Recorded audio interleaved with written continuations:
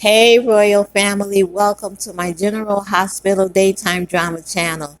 I am your hostess, the Daytime Drama Queen. Well, something is eating away at the Queen again, and that something is the forbidden love of the interracial couples on daytime TV. Why can't they get their swirl on? Many members of the royal family have expressed concerns regarding the direction of General Hospital Spencer and Trina storyline. They are concerned that the direction of the storyline is going south. Some members have indicated that the soaps have a well-known practice of joining interracial couples together, and once they hook up, they are met with all kinds of adversities, obstacles, stumbling blocks, snafus, setbacks, crises to preclude them from remaining a couple like their counterparts. Let's analyze. We shall begin with our current super couple, Spencer and Trina. These two have captivated the soap world. They met in July 2021 when Spencer was trying to break up his father, Nicholas, and Ava. Trina worked for Ava at the Jerome Gallery. Spencer fell hard for Trina, and likewise, Trina fell for him. Shortly thereafter, Esme Prince was introduced as Spencer's girlfriend, leaving Trina in a lurch. Consumed with jealousy, Esme threw everything but the kitchen sink at them to separate them. It took nearly 2 years before they would share their first kiss.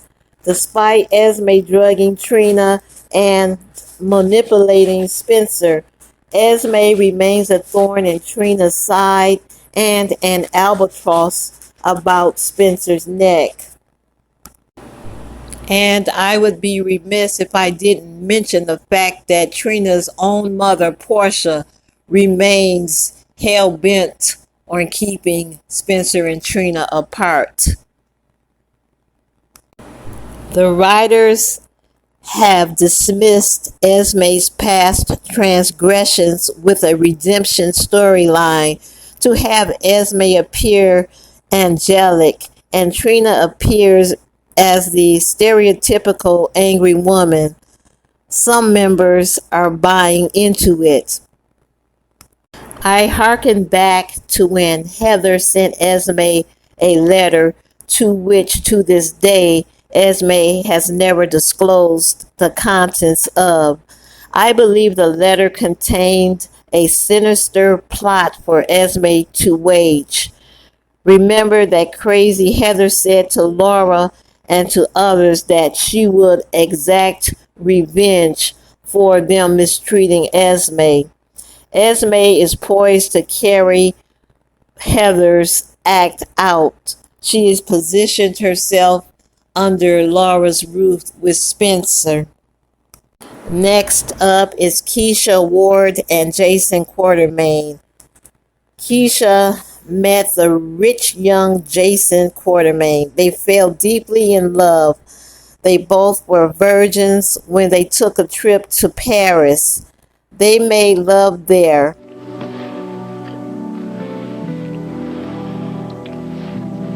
No, I think you should know.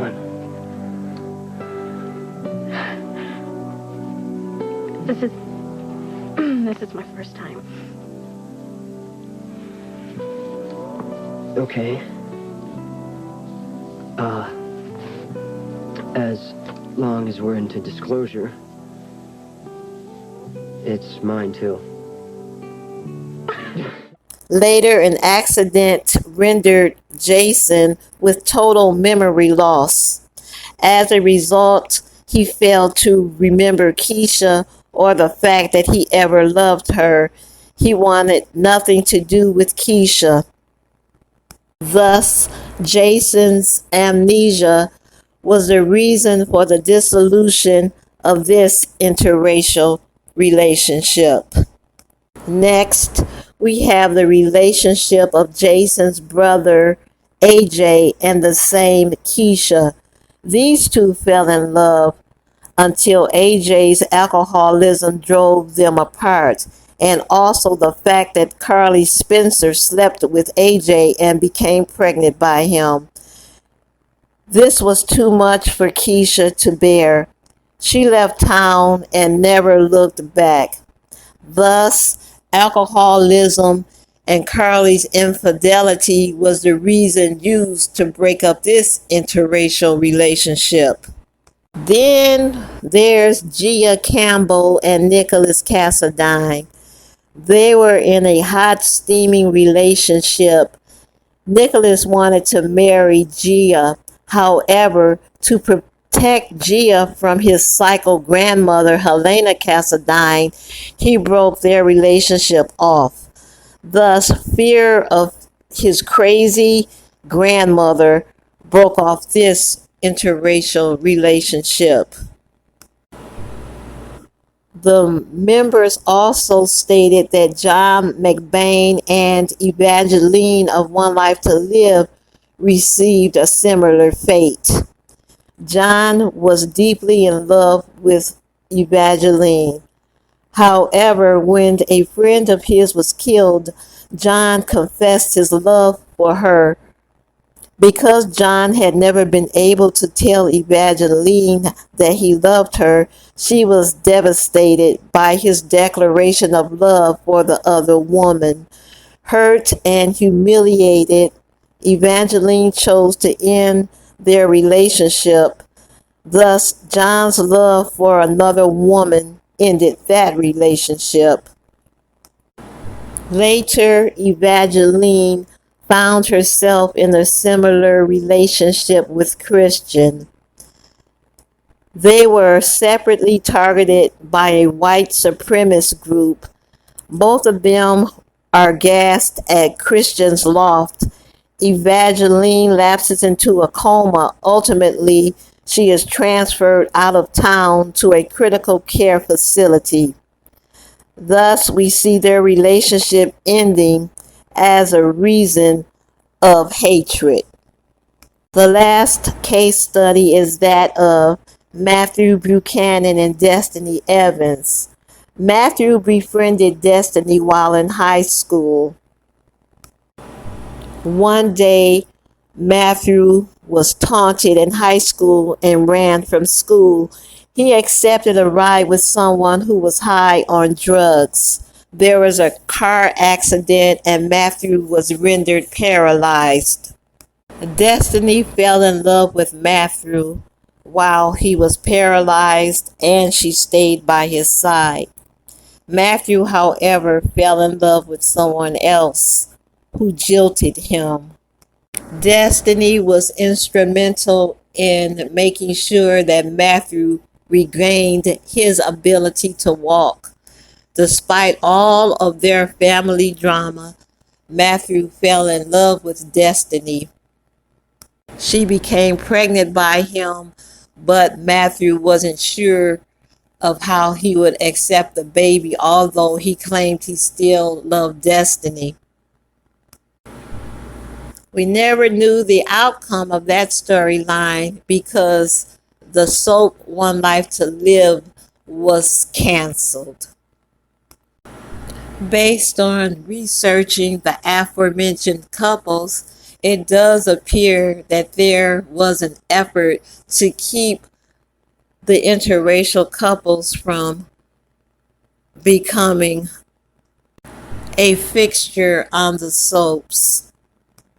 But this time, in the case of Trina and Spencer, I think that the writers will adhere to the concerns of the fans. After all, they put the couple together,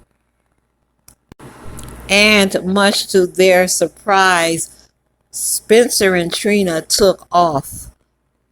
Their popularity is everywhere. Fans have hired airplanes to fly a banner across the sky. They have erected a Jumbotron screen in Times Square. Spencer and Trina are touring across the country and selling out venues. So it would be a travesty if the writers did not let them pursue their love affair. In my opinion, I think Trina and Spencer will become married. Well, that's it for this session of Let's Chat About That. Please send me your thoughts, your comments, and your theories, and we will discuss. Until then, this has been the Daytime Drama Queen saying ta ta.